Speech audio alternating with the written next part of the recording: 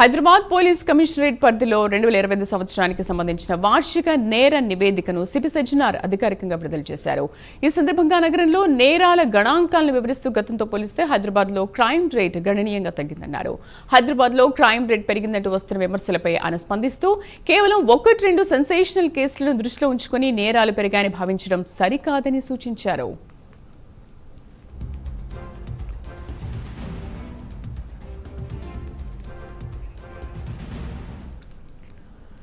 హైదరాబాద్ సిటీలో శాంతి భద్రతలు పూర్తిగా అదుపులోనే ఉన్నాయని, గత ఏడాది కంటే ఏడాది నేరాల శాతం 15% తగ్గిందని ఆయన వివరించారు. కమిషనరేట్ వ్యాప్తంగా నమోదైన మొత్తం కేసుల సంఖ్యలో కూడా 14% మేర తగ్గుదల నమోదైనట్లు వెల్లడించారు.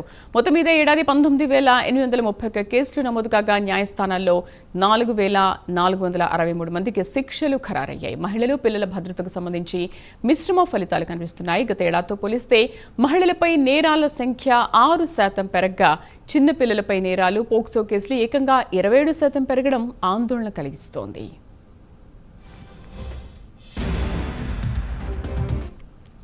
మహిళల భద్రత కోసం షీ టీమ్స్ నిరంతరం శ్రమిస్తున్నాయని, ఏడాది 1114 కేసులు నమోదు చేసి 3,817 మందిని రెడ్ హ్యాండెడ్గా పట్టుకున్నామని సిపి సజ్జనార్ తెలిపారు.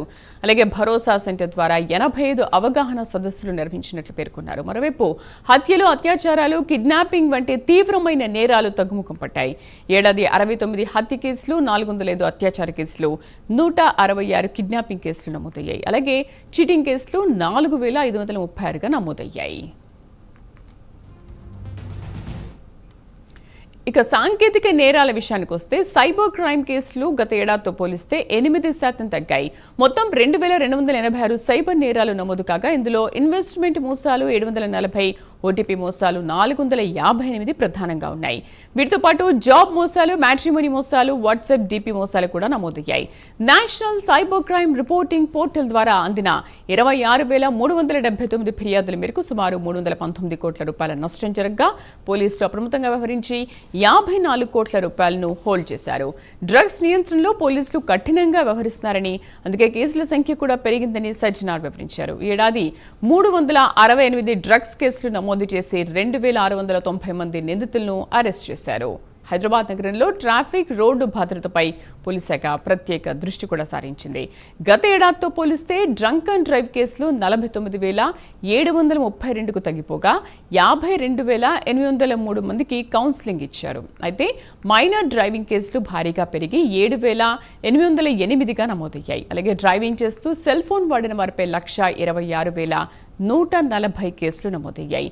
ఏడాది జరిగిన 2,679 రోడ్డు ప్రమాదాల్లో 294 మంది ప్రాణాలు కోల్పోగా 2,950 మంది గాయపడ్డారు. ముఖ్యంగా రోడ్డు ప్రమాదాల్లో 105 మంది పాదచారులు మృతి చెందడం విచారకరమన్నారు.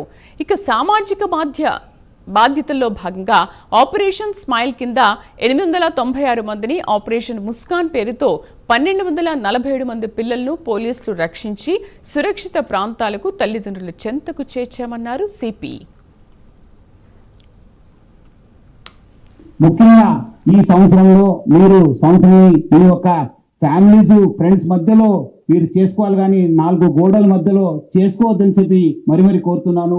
చాలా మంది ఈ మధ్యలో కూడా నేను చెక్ చేసినప్పుడు చూశాను, ఇంకా చాలా మంది ఏదో లైట్గా తీసుకుంటున్నారు. కానీ మీ యొక్క కొత్త సంవత్సరము ఫ్యామిలీస్, ఫ్రెండ్స్ మధ్యలో ఉండాలి, కానీ 4 గోడల మధ్యలో ఉండొద్దు. మెమొరబుల్ మిజరబుల్ గా చేసుకోవద్దని చెప్పి నేను మరి కోరుతున్నాను. మీ చేతిలో ఉండేది ఇది. మెమొరబుల్ కావాలా 2026 లేదా మిజరబుల్ కావాలనేది ప్రజలందరూ, ఎవరో తాగే వాళ్ళు ఉన్నారో వాళ్ళ చేతిలో ఉంటుంది. సో ఎవరు కూడా ఈ డ్రంక్ అండ్ డ్రైవ్ చేయవద్దని చెప్పి నేను కోరుతున్నాను. అట్లానే ఈ యొక్క డేంజరస్ డ్రైవింగ్ పైన కూడా హైదరాబాద్ సిటీ ట్రాఫిక్ పోలీస్ చాలా గట్టిగా మనము ఎఫర్ట్స్ పెట్టడం జరుగుతుంది. ముఖ్యంగా హెల్మెట్ లెస్ డ్రైవింగ్ కావచ్చు, మైనర్ డ్రైవింగ్ కావచ్చు, రాంగ్ డ్రైవింగ్ కావచ్చు, దానిపైన కూడా చాలా అంటే చాలా ఫోకస్గా మనం పనిచేయడం జరుగుతుంది. మనం కూడా ఈ ట్రిపుల్ రైడింగ్ కావచ్చు, మన మొబైల్ ఫోన్ యూసేజ్ కావచ్చు, రాంగ్ సైడ్ డ్రైవింగ్ పైన చాలా మనము గట్టిగా ఎఫర్ట్స్ పెట్టడం జరుగుతుంది. మనము కేసెస్ కూడా బుక్ చేయడం జరుగుతుంది. ఈ మైనర్ డ్రైవింగ్లో ఎవరో పట్టుబడితే వాళ్ళ పేరెంట్స్ పైన కూడా కేసు కట్టడం జరుగుతుంది. మీరేదో వాళ్ళు అడుగుతున్నారు, మాకు ఇబ్బంది పెడుతున్నారంటే వాళ్ళకి ఏదో జాయ్ఫుల్ రైడ్ కోసం మీరు కీ ఇస్తే మీరు కూడా లోపల వెళ్ళాల్సి వస్తుంది, మీ పైన కూడా కేసు వస్తుంది. సో ఎవరు కూడా పేరెంట్స్ ముఖ్యంగా పిల్లలకి చేతికి కీ ఇవ్వద్దు. మీరు వాళ్ళు ఏమదో సరదాగా మా అబ్బాయి చూడండి 12 years ఇప్పుడే కార్ డ్రైవ్ చేస్తున్నారు, ఇప్పుడే 2-wheeler డ్రైవ్ చేస్తారని చెప్పి చాలా గొప్పగా, అది గొప్పగా చెప్పుకోవాల్సిన విషయం కాదు. మీరందరూ కూడా చట్టం